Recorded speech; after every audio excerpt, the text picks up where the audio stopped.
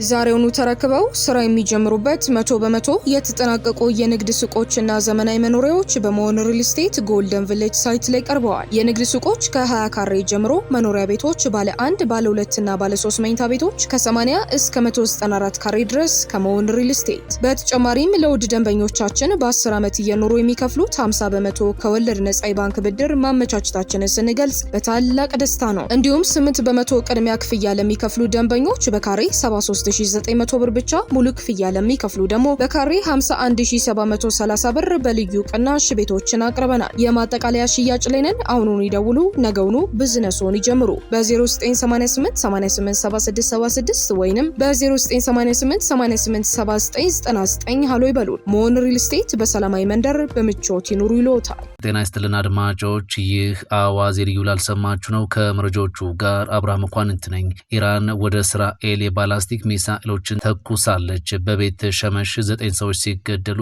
በሀገር አቀፍ ደረጃ የሟቾች ቁጥር 12 ደርሷልም ተብሏል። እስራኤል በሊባኖስ በፈጸመችው ድብደባ 31 ሰዎች መገደላቸውም ታውቋል። ኢራን በኩዌትና ኢራቅ ላይ ጥቃት መፈጸሟ ተነግሯል። የአሜሪካ ወታደራዊ አውሮፕላኖች በኩዌት መከስከሳቸው መነጋገሪያ ሆኗል። ኢራን ከአሜሪካ ጋር የሚደረግ ድርድር አይኖርም ስትል አቋሟን አስታውቃለች። አሁን የቀጠናው ውጥረት ወደ ተባባሰ ሁኔታ እያመራ እንደሆነም ተነግሯል። ሁሉንም ጉዳዮች በዝርዝር እናስደምጣችኋለን። አብራችሁን ቆዩ።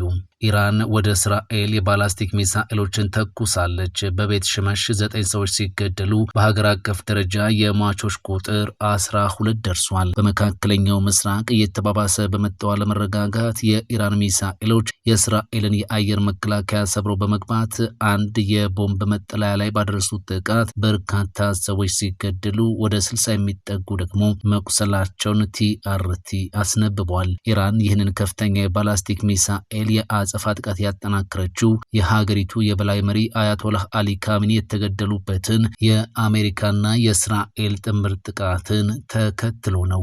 እስካሁን ባለው መረጃ መሰረት በእስራኤል 12 ሰዎች ሲገደሉ ከ150 በላይ የሚሆኑት ደግሞ ቆስለዋልም ተብሏል። ከኢየሩሳሌም በስተምዕራብ በሚገኘው ቤት ሸመሽ በደረሰ የባላስቲክ ሚሳኤል ጥቃት 9 ሰዎች ሕይወታቸው እንዳለፈ ተነግሯል። ሚሳኤሉ የቦምብ መጠለያን ጨምሮ በርካታ ህንፃዎችን በማፍረሱ ለህልፈተ ህይወቱ ምክንያት ሆኗልም ተብሏል። ቅዳሜ ምሽት በተፈጠረው ሌላ ጥቃት በቴል አቪቭ አካባቢ የሁለት ሴቶች ህይወትም አልፏል። የእስራኤል የላቁ የአየር መከላከያ ስርዓቶች አይረን ዶም፣ ዴቪድ ስሊንግና አሮ አብዛኞቹን ሚሳኤሎች ቢያከሽፉም ጥቂቶቹ ግን መከላከያውን ሰብረው በመግባት በሲቪሎች ላይ ጉዳት አድርሰዋል ነው የተባለው። የእስራኤል የሀገር ውስጥ መከላከያ በሀገሪቱ ማዕከላዊና ሰሜናዊ ክፍሎች አደጋ ማስጠንቀቂያ ደውሎች እየተሰሙ በመሆኑ ነዋሪዎች ከፍተኛ ጥንቃቄ እንዲያደርጉ አሳስቧል። ኢራን ከአሜሪካ ጋር ድርድር አታደርግም ሲሉ ከፍተኛ የኢራን ባለስልጣናት አስታወቁም። የኢራን የብሔራዊ ደህንነት ምክር ቤት ጸሐፊ አሊ ላሪጃኒ ቴህራን ከዋሽንግተን ጋር ንግግር ለመጀመር ጥረት አድርጋለች የሚለውን ዘገባ አስተባብለዋል። የኢራን ከፍተኛ የብሔራዊ ደህንነት ምክር ቤት ጸሐፊ አሊ ላሪጃኒ ዛሬ በሰጡት መግለጫ ቴህራን ከዋሽንግተን ጋር ድርድር ለመጀመር ፈልጋለች የሚለውን ወሬም ውድቅ በማድረግ ኢራን ከአሜሪካ ጋር ምንም አይነት ንግግር እንደማታደርግ ይታወቅ ብለዋል።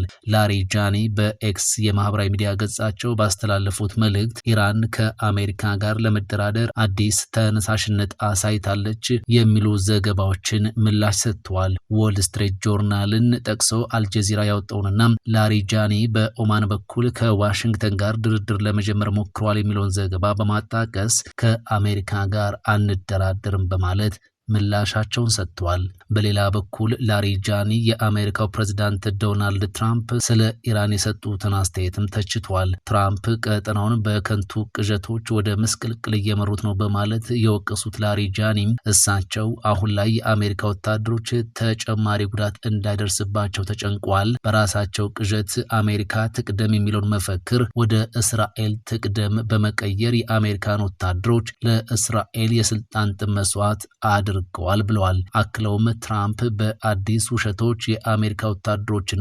ቤተሰቦቻቸው ዋጋ እንዲከፍሉ እያደረጉ ነው ሲሉ ክሳቸውን አሰምተዋል። ቅዳሜ ዕለት በተጀመረው የጋራ የአሜሪካና የእስራኤል ወታደራዊ ዘመቻ የከፍተኛው መሪ አያቶላህ አሊ ካሚኒን ጨምሮ በርካታ ከፍተኛ የኢራን ባለስልጣናት ተገድለዋል። ቴህራን በበኩሏ የባህረ ሰላጤው ሀገራትን በድሮንና በሚሳኤል በመምታት የአጸፋ እርምጃ በመውሰድ ቀጥላለች። በዚህ ግጭት 3 የአሜሪካ ወታደሮች ሲገደሉ ሌሎች 5 ደግሞ ከባድ ቁስለኛ መሆናቸው ተነግሯል።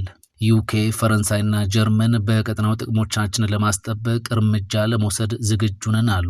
ዩናይትድ ኪንግደም፣ ፈረንሳይና ጀርመን በጋራ ባወጡት መግለጫ ኢራን በጎረቤቶቿ ላይ የፈጸመችውን ያልተመጣጠነና የዘፈቀደ የሚሳኤል ጥቃት አውግዘዋል። ዩናይትድ ኪንግደም በበኩሏ አሜሪካ የብሪታንያን የጦር ሰፈሮች ተጠቅማ የመከላከያ እርምጃ እንድትወስድ ልትፈቅድ መሆኑን አስታውቃለች። የብሪታንያው ጠቅላይ ሚኒስትር ኪር ስታርመር ፕሬዚዳንት ኢማኑኤል ማክሮንና የጀርመኑ ቻንስለር ፍሪድሪክ ሜርዝ ኢራን ጥቃት መፈጸሟን እንድታቆምም ጠይቀዋል። አገራቱ በመካከለኛው ምስራቅ ያላቸውን ጥቅሞች ለማስጠበቅ አስፈላጊውን እርምጃ ለመውሰድ ዝግጁ መሆናቸውንም ይታወቅ ብለዋል። የራሳችንንና በቀጠናው ያሉ አጋሮቻችንን ፍላጎት ለመከላከል እርምጃዎችን እንወስዳለን። ይህም የኢራንን ሚሳኤሎችና ድሮኖች የመተኮስ አቅሟ ከምንጩ የሚያጠፋም አስፈላጊና ተመጣጣኝ የመከላከያ እርምጃ ሊሆን ይችላል ሲሉም አስጠንቅቀዋል። የዩናይትድ ኪንግደም ጠቅላይ ሚኒስትር ኪር ስታርመር በቪዲዮ ባስተላለፉት መልእክት አሜሪካ የአገሪቱን የጦር ሰፈሮች እንድትጠቀም እንደሚፈቅዱም ተናግረዋል። ጠቅላይ ሚኒስትሩ በባህረ ሰላጤው የሚገኙ አጋሮቻችን እነርሱን ለመከላከል ተጨማሪ ተግባር እንድናከናውን ጠይቀውናል። በተቀናጀው የመከላከያ ዘመቻ አካል የሆኑ የብሪታንያ ጀቶች አየር ላይ አሉን። አስቀድሞም በተሳካ ሁኔታም የኢራንን ጥቃቶች አክሽፈዋል ብለዋል። ነገር ግን ስጋቶቹን ለማስቆም ብቸኛው መንገድ ሚሳኤሎቹን ከምንጫቸው ማጥፋት፣ እዚያው ከማከማቻ ዲፖቸው ወይም ሚሳኤል ለመተኮስ ጥቅም ላይ ከሚውሉት ማስወንጨፊያዎች ሲሉም ተናግረዋል። ኢራን በመላ ቀጠናው ሚሳኤል የተኮሰች ንጹሃንን እንዳትገድል የእንግሊዛውያንን ሕይወት አደጋ ላይ እንዳትጥልና ተሳትፎ የሌላቸውን አገራት እንዳትመታ ለመከላከል የቀረበልን ጥያቄ ለመቀበል ወስነናል ሲሉ የአገራቸውን አቋም ጠቅላይ ሚኒስትሩ አስታውቀዋል። እስራኤል በደቡባዊ ሊባኖስ በፈጸመችው ጥቃት 31 ሰዎች ሲገደሉ 149 ደግሞ ጉዳት እንደደረሰባቸው የአገሪቱ ጤና ሚኒስቴር አስታወቀም። የእስራኤል መከላከያ በሄዝቦላህ የማጥቃት ዘመቻ መክፈቱን የገለጸ ሲሆን ይህም ለበርካታ ቀናት ሊቆይ ይችላልም ብለዋል። የእስራኤል መከላከያ አዛዥ ኢያር ዛሜር በሄዝቦላህ ላይ የማጥቃት ዘመቻ መጀመራችን ነው ብለዋል። በመከላከል ላይ አይደለም ያለነው፣ እያጠቃን ነው ሲሉም አክለዋል። በተጨማሪም ለበርካታ ቀናት ለሚቀጥል ውጊያ መዘጋጀት አለብን። ለብዙ ቀናት ጠንካራ የመከላከል ዝግጁነት ያስፈልገናል። እንዲሁም ቀጣይነት ላለው ማጥቃት ዝግጁ መሆን አለብን ሲሉም ተናግረዋል። ኢራን በበርካታ የመካከለኛው ምስራቅ ሀገራት ላይ የምትፈጽመውን ጥቃት ዛሬም ቀጥላለች። በባህሬንና በዱባይ እንዲሁም በኩዌት የአሜሪካ ኤምባሲ አቅራቢያ ፍንዳታዎች መሰማታቸውን የሀገሪቱ መገናኛ ብዙሃን ዘግበዋል። የአሜሪካ ወታደራዊ አውሮፕላኖች በኩዌት መከስከሳቸው ተሰማ። ዛሬ ጠዋት በርካታ የአሜሪካ ተዋጊ አውሮፕላኖች ተከስክሰዋል ሲል የኩዌት የመከላከያ ሚኒስቴር ይፋ አድርጓል። የበረራ አባላቱ ምንም ጉዳት ሳይደርስባቸው በሕይወት ተርፏል በማለት ወደ ሆስፒታሎች መወሰዳቸውን መግለጫው አክሎ ገልጿል። የኩዌት መከላከያ ሚኒስቴር መግለጫ የበረራ አባላቱ ሁኔታ የተረጋጋ መሆኑን አስታውቋል። የመከላከያ ሚኒስቴር አክሎም ከአሜሪካ ጋር ስለ ክስተቱ እየተነጋገረ መሆኑንና የክስተቱን መንስኤዎች በተመለከተ ምርመራው እየተካሄደ መሆኑን ይፋ አድርጓል።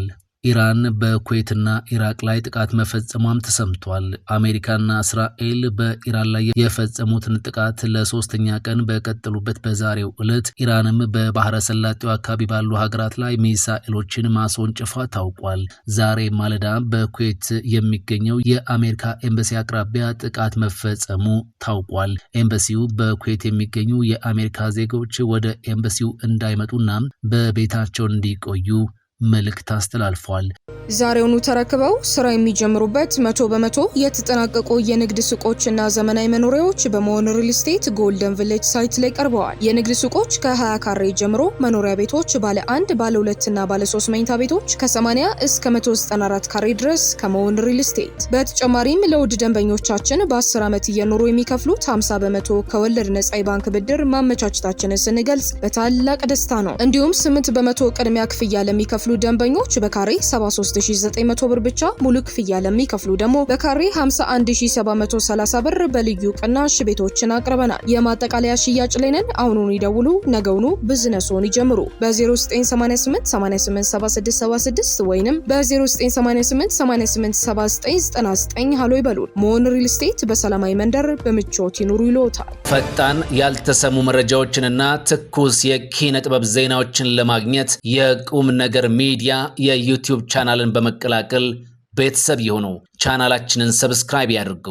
በቲክቶክም አለን። ቁም ነገር ሚዲያ ኦፊሻል ብለው ይከተሉን። እናመሰግናለን። ቁም ነገር ሚዲያ፣ ለቁም ነገር እንሰራለን።